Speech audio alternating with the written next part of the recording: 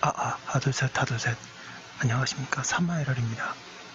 2018 3마이럴TV 대한민국 선진화 전략 344페이지 방과 4번의 정책 학습 능력 보겠습니다. 3마이럴TV 출첵 구독 추천 부탁드리고 유튜브 구독 재생 목록을 추천합니다. 이번에는 국가의 정책 학습 능력을 높이는 문제를 살펴보도록 한다. 정책 학습 능력이란 과거의 정책 수립 및 정책 추진 과정에서 성공과 실패의 교훈을 배워 다시는 같은 실수를 반복하지 않고 모두 성공할 수 있는 정책을 수립하고 추진할 수 있는 능력을 의미한다.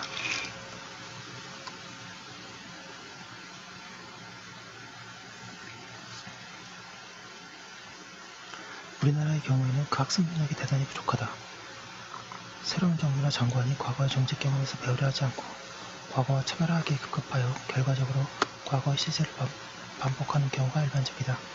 특정 부문, 예컨대 부동산 정책, 교육 정책, 부패 청산 등에서는 정책 실패가 정권이 바뀔 때마다 주기적으로 반복되는 경향까지 보인다. 그래서 국민은 정책 피로, 개혁 피로, 정치 불신을 가지게 된다. 이 문제를 근원적으로 해결하지 않고는 국가의 정책 성공은 기대하기 어렵다. 첫째, 정책 실명제를 도입하여야 한다.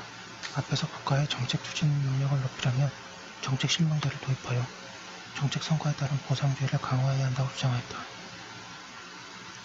정책을 추진한 결과에 대한 상과 벌을 확실히 하여야 정책 성공을 이룰 수 있음을 주장하였다.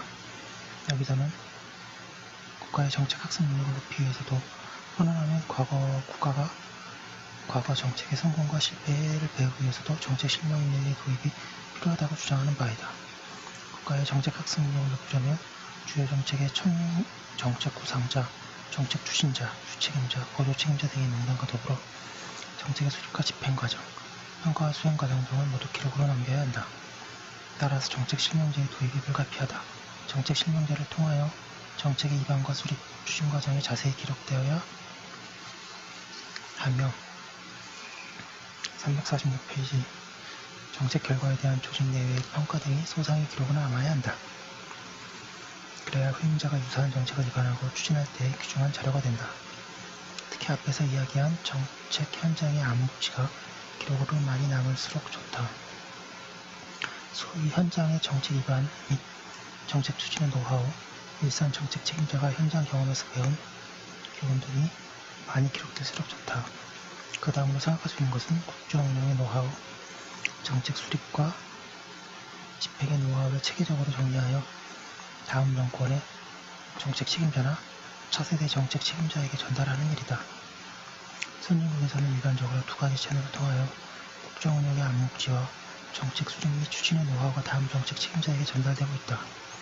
하나는 민간 싱크탱크를 통하여서이고 다른 하나는 국가정책대학원을 통하여서이다. 둘째, 우리나라도 민간 싱크탱크를 만들어야 한다.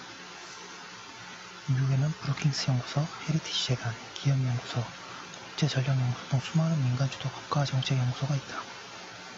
정부의 정책 책임을 맡았던 전직 고위공무원이 퇴직 후에는 민간 국가정책연구소에서 자신의 국정 참여 경험을 정리하여 책으로 출판한 책 등으로 출판한다. 새로이 정책 책임자가 된 사람에게 공식, 비공식 정책 자문도 한다. 국정 참여의 경험을 사장시키지 않고 어떠한 형태로든 국가를 위하여 생산적으로 활용하고 있다. 그리고 국정 운영에서 347페이지 얻은 경험과 교훈을 책이나 논문의 형식으로 출판하여 광범위하게 사회 일반에 전달하고 있다. 다른 한편으로 국정 운영에 참여하고자 하는 대학 교수나 정당의 정책 연구가도 민간 국가정책연구소에서 현실 정책 과제를 미리 접하고 연구하는 시간을 갖는다.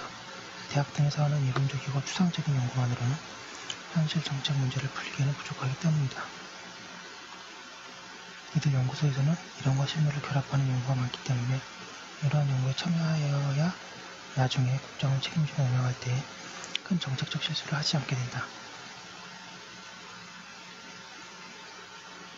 정책 성공의 노하우를 미리 배울 수 있다. 한마디로 민간 정책연구소는 과거의 정책 책임자와 미래의 정책 책임자가 만나는 장이다. 서로 정보와 지식, 경험과 경륜을 나누고 공유하는 장이다. 미국의 경우 공화당이 정권을 잡으면 정부에 참가했던 민주당 브레인은 대부분 국가정책연구소로 나와 자신의 정책 경험을 정리하고 미래를 위한 새로운 정책을 개발한다. 이런 게 참 부럽습니다. 물론 새 정부의 정책을 비판하기도 하고 비록 소수 정당은 다르지만 필요한 경우에는 정책 자문도 한다. 그러나 다시 민주당이 정권을 잡으면 그들은 정부로 돌아가고 정부에서 나온 공화당 정책 브레인들이 이들 연구소에서 정책 경험과 정문화 연구활동, 정책 비판과 자문활동 등을 벌인다. 이처럼 미국에서는 민간 국가정책연구소가 정책 정보, 지식 아이디어, 그리고 정책 추진 노하우의 풀 역할을 하고 있다. 348페이지. 국가 전체라고 할 때 정책 학습 능력이 그만큼 높아지는 셈이다. 셋째, 국가정책 대학원을 설립하여야 한다. 미국 하버드 대학교의 케네디 스쿨, 프린스턴 대학교의 윌슨 스쿨, 존스 홉킨스 대학의 국제관계대학원이 그 예이다. 국가정책의 이론과 실무를 대학원에서 가르치고 있다. 대학원의 교수 중에는 전직 고위 국가정책 책임자들이 많다. 국가운영의 책임자들이 이론만 연구한 교수들과 함께 연구하고 토론하면서 국가정책의 이론과 실무, 노하우 등을 가르치고 있다. 그리하여 차세대 국가정책 책임자를 길러내는 것이다. 이러한 과정에서 국가운영의 노하우가 자연스럽게 다음 세대에 전수된다. 또한 자신이 가진 국가운영의 암묵지를 가능한 한 형식지로 만들기 위한 노력, 즉 경륜과 노하우를 이론화하고 체계화하는 노력을 기울인다. 그 노력이 책으로 혹은 논문으로 출간되어 많은 사람들이 접하게 되면 그만큼 국가 전체의 정책 학습 능력은 제고된다. 그럼으로써 정책 실패를 줄이고 정책 성공은 늘려나간다. 우리나라는 이러한 역할을 할 수 있는 민간 싱크탱크도 없고 국가 정책 대학원도 없다. 민간 연구소는 아직 기업 연구소가 중심이며 국가 정책을 비정파적, 중립적이고 전문적이고 체계적으로 그리고 이론과 실무를 함께 연구하는 연구소는 거의 없다. 우리나라에서 행정대학원, 정치대학원 등이 있으나 아직은 349페이지 이론이 중심이고 대부분 서구의 최근 이론을 소개하는 것을 중심으로 한다. 우리 이론이 우리의 실무를 결합하려는 노력과 성과는 아직 미약한 수준이다.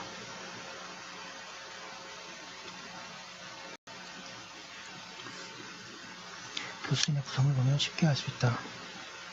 국정운영의 실무 경험자가 거의 없다. 우리나라도 앞으로 국가 정책을 연구하는 민간 싱크탱크가 많아져야 한다. 실사고시를 지향하는 국가정책 대학원도 많아져야 한다. 그래서 국가 전체의 정책 수립 및 추진 능력, 정책 학습 능력이 크게 제고되어야 한다. 그래야 우리나라도 선진국에 진입할 수 있다.